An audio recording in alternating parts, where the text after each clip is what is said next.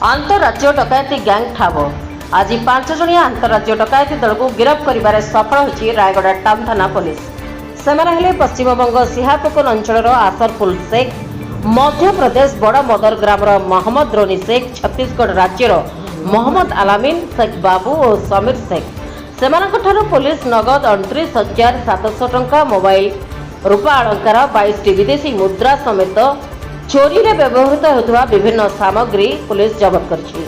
CCTV footage आधार में town थाना police एमानकु गिरफ्त करछि। गैंगर मास्टरमाइंड असरफुल शेख समेत अन्य अभियुक्त माने किछि मास पूर्व पश्चिम बंग में भेट हेबा परे ओडिशा को टार्गेट करथिले। प्रथमे लुटेरा दल जरी और प्लास्टिक बोतल गोटाली हिसाब से काम करिबा परे सहरर विभिन्न अंचल बुली ताला पड़ुथुवा घर को target करुथिले।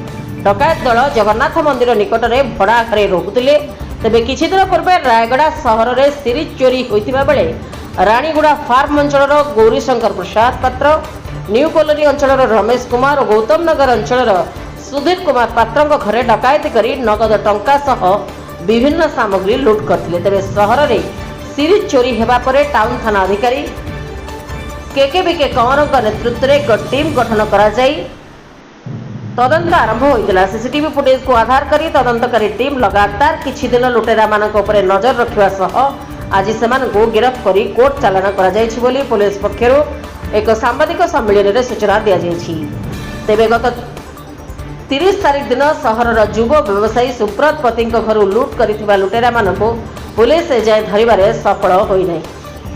रायगड़ारू Praful Kumar Behera report, Republic Odisha, साधारण लोकंक स्वर।